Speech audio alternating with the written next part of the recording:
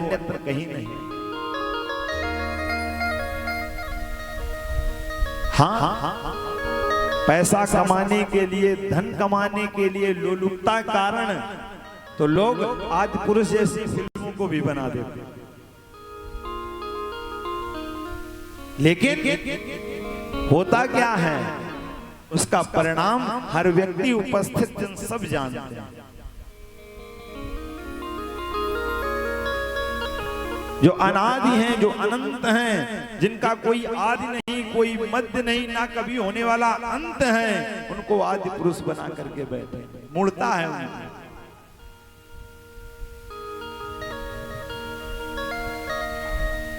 ब्रह्मा जी के द्वारा नारद जी को बताया गया कि श्री गणेश भगवान की उत्पत्ति कैसे हुई। बोले महाराज, गणेश जी का जन्म कैसे हुआ? नारद जी ने पूछा। ब्रह्मा जी कहते हैं, देखो इनके आख्यान में कल्प कल्प के भेद हैं। बोले कैसे? बोले इनका जन्म ब्रह्मा जी से भी पहले हुआ था। श्री गणेश जी का, जिनकी पूजा हम करते हैं, कहते हैं भगवान शिव के विवाह में भी न जाने कितने बार गणेश पूजन हुआ था। ये वही आदि गणेश हैं। बोले एक समय हुआ ऐसा कि इनके ऊपर शनि की दृष्टि पड़ने के कारण इनका सर कट गया और कालांतर में हाथी के मुख को इनको लगाया गया। बोले भगवान ये कब हुआ और कैसे हुआ? नारद जी ने जब कहा तो ब्रह्मा जी बताते हैं, एक बार माता पार्वती की सखियां जया और विजया पार्वती से कहती हैं कि मैया आपका कोई एक व्यक्तिगत गण होना चाहिए। बोले क्यों? बोले नहीं, एक होना चाहिए जो आपकी आज्ञा का अनुशासन माने, जो आपकी आज्ञा को माने। लेकिन मैया ने इस बात पर ध्यान नहीं दिया। और एक बार हुआ क्या कि मैया स्नान कर रही थी और उसी के स्नान के समय द्वार पर नंदी बाबा सेवा में लगे हुए थे। नंदी गण लगे हुए थे। भगवान शिव आए और जैसे ही शिव प्रवेश किए तो नंदी बाबा ने रोका। देखो महाराज, आप अभी नहीं जा सकते हैं, क्योंकि अभी आप जाएंगे मैया स्नान कर रही है, ठीक नहीं। तो भोले बाबा ने ऐसे आंखें दिखाई कि नंदी बाबा तो हाथ जोड़ के दूर खड़े हो गए। और जैसे ही भोले बाबा का प्रवेश हुआ, वैसे ही मैया की सखियां बड़ी लज्जित हो गई, बड़ी उनको शर्माई, चली गई वहां से। और इस दृश्य को देख करके मैया को थोड़ा सा कष्ट हुआ। मैया ने कहा, देखो जो मेरी सखियां जया और विजया, उन्होंने ठीक कहा था, हमें कुछ ऐसा ही करना चाहिए। तो मैया पार्वती ने विचार किया इस बात पर। और क्या विचार किया? विचारे तिचसा देवी वपुसो मल संभव पुरुषं निर्ममौ सातु सर्वलक्षण संयुतम्। इस प्रकार से भगवती ने मन में विचार किया कि नहीं, एक कोई हमारा व्यक्तिगत गण होना चाहिए, क्योंकि ये सब भोले बाबा के गण हैं। और देखो भोले बाबा जिससे कह दे कि तू किसका सामर्थ्य है कि अपने मालिक को रोक। तो इस विचार के साथ में मैया ने क्या किया, अपने शरीर के मैल से सर्वलक्षण शरीर के सभी अवयवों से युक्त उस सुंदर अंग वाले पुरुष का निर्माण कर दिया, बड़ा सुंदर बालक बना दिया और अपनी शक्तियों से उसे शोभायमान कर दिया, जिसे साक्षात भगवती ने अपनी शक्तियां प्रदान करी हो, वो कितना बलशाली होगा। मैया ने अपनी शक्तियों से उसे सुशोभित कर दिया और उसके मुखारविंद को देखा तो आहा, कम जैसी ग्रीवा बटुआ जैसो मुंह, और उस सुंदर स्वरूप को देख करके मैया आह्लादित हो गई। बढ़िया सुंदर सा चंदन लिया और उसके मस्तक पर चंदन लगा दिया, धोती पहना दी, वस्त्रों से आवेष्टित कर दिया, अलंकार पहना दिए, बढ़िया दुपट्टा बांधा, और जैसे ही उसे शक्ति प्रदान करी तो वो हाथ जोड़ करके मैया की स्तुति करता है। नमो दैव्यै महादेव्यै शिवायै सततं नमः, नमः प्रकृत्यै भद्रायै नियता प्रणता स्मृता। हे मां जगत जननी, आप कृपा करिए। कौन हूं मैं? मैया कहती तुम मेरे बालक को हो, और तुम मेरे सबसे प्रिय बालक को हो। बोले मैया मुझे करना क्या है? तो मैया ने आदेश दिया, हेता शृण्वद वाक्यम द्वारपालो भवाद्य में। कहते हैं कि तुम मेरे प्रिय गण होगे और तुम मेरे द्वारपाल होगे। मैया ने एक अपना अस्त्र प्रदान किया जो दंड के समान था, एक दंड दे दिया, और उस दंड को लेकर के वो बालक द्वार पर बैठ गया। और मैया नित्य की भांति वहां पर बढ़िया स्नान कर रही थी अपनी सखियों के साथ में, और भगवान की कुछ ऐसी लीला हुई कि उसी मध्य में भगवान भोलेनाथ का शुभागमन हो गया। जैसे ही भोलेनाथ आए और आकर के जैसे ही प्रवेश करने लगे तो भगवान गणेश ने, उस बालक ने रोका, ठहरिए, कौन है आप? तो उन्होंने कहा मैं कौन हूं? मेरा परिचय पूछ रहे हो? तुम अपना परिचय दो, तुम कौन हो? बोले मैं मातुराज्ञां विना देवः गम्यतां न त्वयाधुना।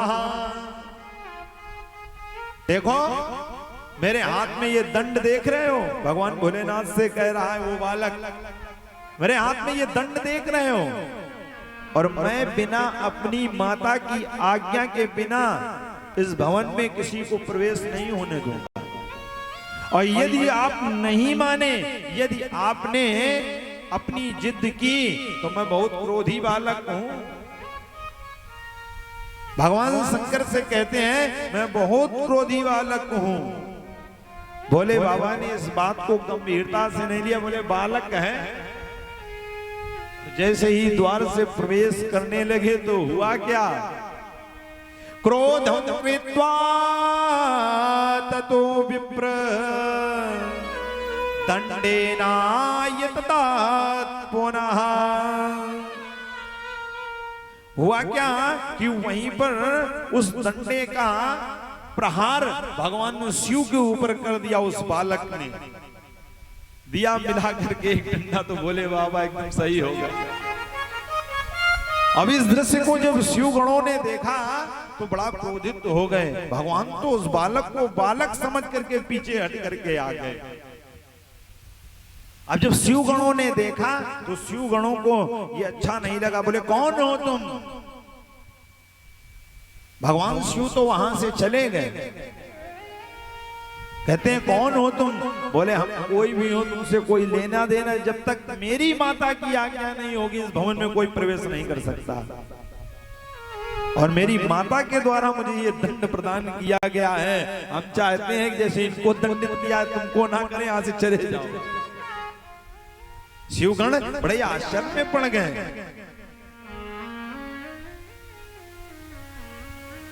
भगवान गणेश कहते हैं यूयं के कुतियायाता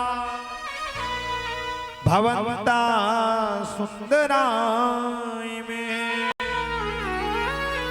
भगवान पूछते हैं आप लोग कौन है, मुझे अपना परिचय दो। अब बेचारे कैसे ना देते, कहते हैं हम यही शिव के गण हैं और इन्हीं शिव की सुरक्षा में रहना हमारा कर्तव्य है, इस बात को मान जाओ नहीं तो युद्ध होगा। भगवान गणेश कहते हैं, शिवपुत्र कहते हैं देखो मुझे कोई इस बात की परवाह नहीं, मेरी माता की जब तक आज्ञा नहीं होगी इस भवन में कोई प्रवेश नहीं कर सकता। अब जब इस प्रकार की हट को देखा तो भगवान ने इशारा किया, बोले युद्ध प्रारंभ होना चाहिए। युद्ध प्रारंभ हुआ, उस बालक के द्वारा जितने भी शिवगण थे सब परास्त हो गए। कहते हैं इसी युद्ध में, युद्ध के बीच में ब्रह्मा जी भी युद्ध करने आए उस बालक से, शिव जी की आज्ञा से। अब शिव जी, ब्रह्मा जी सोचे हम तो ब्रह्मा हैं, और उस बालक ने समझाया देखो ब्रह्मा जी आप चले जाओ, हम अपनी माता की आज्ञा का पालन कर रहे हैं, यदि आप इसमें बीच में आओगे तो आपको भी दंडित करेंगे। लेकिन ब्रह्मा जी का करें, गुड़ भरे हंसिया न लीलवे में न खाए हुए में। हाँ, अगर जो नहीं आज्ञा मानते हैं तो शिव की आज्ञा की अवहेलना होती है, तो सोचे दो चार डंडे पड़ेंगे खा के चले जाएंगे। ब्रह्मा जी ने जैसे ही युद्ध करना प्रारंभ किया, गणेश भगवान ने तुरंत उनकी दाढ़ी को पकड़ करके एक पटकी लगाई तो ब्रह्मा जी सीधे चले गए, बोले भैया हम नहीं जाएंगे। इस बालक के विरुद्ध अब कहते हैं यहां पर भगवान नारायण भी आए। नारायण युद्ध करने के लिए आए और जैसे ही युद्ध करना चाहा तो नारायण का कोई अस्त्र चला नहीं उस बालक के ऊपर, और हाथ जोड़ करके भगवान शिव से कहते हैं देखो ये बालक मुझे कोई साधारण प्रतीत नहीं होता। भगवान शिव ने कहा क्यों? बोले इस बालक के ऊपर मेरा कोई अस्त्र ही नहीं उठ रहा है। और जब इस प्रकार से देखा कि बालक से सब परास्त हो गए तो आज भगवान शंकर को बहुत क्रोध आया, अपने ही त्रिशूल को उठाया, उस अमोघ अस्त्र को उठाया और जैसे ही उस बालक पर प्रहार किया तो कहते हैं उस बालक का शीश कट गया, मृत्यु हो गई उस बालक की। विश्वेशव माधव दंडपाणि च भैरव वंदे काशी गुहां गंगा भवानी मणिकर्णिका। कैसे हैं उसका शीश जो था वो काशी में गिरा करके ब्रह्मांड में हाहाकार मच गया, सब व्याकुल हो गए कि अब क्या होगा। और कहते हैं जब बालक को कोई चोट आती है तो माता के हृदय में उसका आभास होता है। मैया विहल हो गई। मैया जैसे ही बाहर आई और अपने उस बालक को देखा भूमि पर पड़े हुए तो आज मैया को क्रोध आ गया। किम किम करस्यति सा देवी संहारं वाप्य कालतः इति संशयमापन्नः जीवनाशायता भव। मैया इतनी क्रोधित हो गई मानो ऐसा प्रतीत होता था संसार को ही नष्ट कर देंगी। सभी देवता हाथ जोड़ करके मैया की प्रार्थना करने लगे। मैया ने कहा इस संसार में, इस ब्रह्मांड में कोई नहीं बचेगा जिसने मेरे पुत्र का वध किया है। मेरा बालक उसको नहीं दिखा, कौन है वो मेरे सामने आया। देवता हाथ जोड़ करके स्तुति करते हैं, मां जगत जननी आप प्रसन्न हो।